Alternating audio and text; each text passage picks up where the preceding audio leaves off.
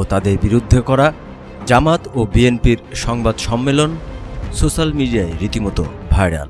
তবে পাখি ও তার ছেলে আলী সম্পর্কে একটু জানা দরকার।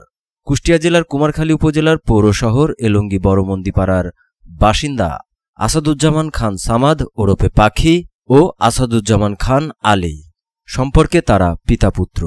আসাদুজ্জামান খান সামাদ ওরফে পাখি ২০০১ সালে বিএনপির শাসনামলে সোনারকাঠির ছোঁয়ায় হয়ে যায় কুমারখালী পৌর বিএনপির যুগ্ম সাধারণ সম্পাদক। অথচ বিএনপির কোনো পর্যায়ের প্রাথমিক সদস্যও ছিলেন না তিনি। রাজনৈতিক মহলে গুঞ্জন আছে পাখিকে দলে ভেড়ায় তৎকালীন বিএনপির এক প্রভাবশালী নেতা। ওই নেতার ছত্রছায়ায় থেকে ও মোটা অঙ্কের টাকার বিনিময়ে পদ বাগিয়েছিলেন পাখি। বিএনপি সরকার ২০০৬ সালে ক্ষমতা হারালে 111-এ পাখি বিএনপির একাংশের নেতাকর্মীদের নামে সেনাবাহিনী ক্যাম্পে মিথ্যা অভিযোগ করেন, যার ফলে দলের অনেক নেতাকর্মী হেনস্থার শিকার হন। ২০০৮ সালে আওয়ামী লীগ ক্ষমতায় এলে পাখি রাজধানীর মোহাম্মদপুরে চলে যান। এরপর সেখানেও গড়ে তোলেন চাঁদাবাজির সিন্ডিকেট। গিরগিটির মতো রং পাল্টানো পাখি ধীরে ধীরে যুবলীগের চাঁদাবাজ সিন্ডিকেটের সাথে আঁতাত করে সেখানেও ত্রাসের রাজত্ব চালান। কথিত আছে পাখির বিরুদ্ধে জাতীয় দৈনিকে একাধিক নিউজ হলে সে সময় দেশ ছেড়ে ইউরোপে পাড়ি জমান তিনি।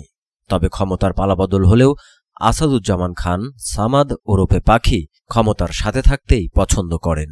২০১৮ সালে আওয়ামী লীগ পুনরায় ক্ষমতা গ্রহণ করলে এলাকায় তার ছেলে আসাদুজ্জামান খান আলীকে ছাত্রলীগের রাজনীতিতে সক্রিয় করেন।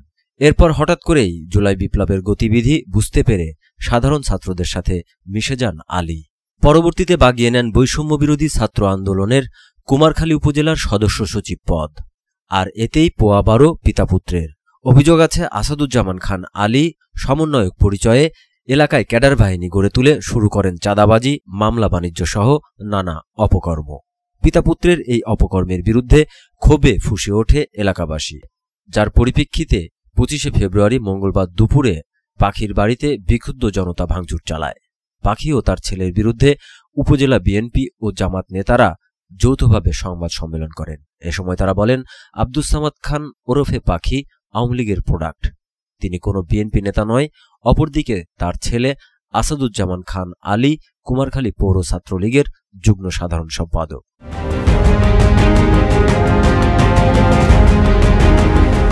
তবে এখন পাখি নিজেকে বিএনপি নেতা বলে দাবি করছেন। অপরদিকে কুমারখালী উপজেলা বৈষম্যবিরোধী ছাত্র আন্দোলনের সদস্য সচিবের পদ বাগিয়ে নিয়েছেন তার ছেলে আসাদুজ্জামান খান আলী।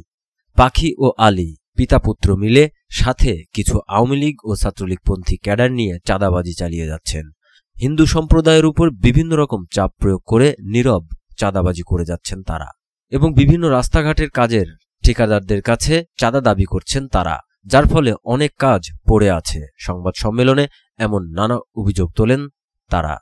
তবে ইতিমধ্যে বৈষম্যবিরোধী ছাত্র আন্দোলন কুষ্টিয়া জেলা শাখার আহ্বায়ক ও সদস্য সচিবের স্বাক্ষরিত দলীয় শৃঙ্খলা ভঙ্গ, সিনিয়র নেতৃবৃন্দের সাথে অসদাচরণ ও বিভিন্ন অভিযোগের প্রেক্ষিতে শোকজ করা হয়েছে আসাদুজ্জামান খান আলীকে।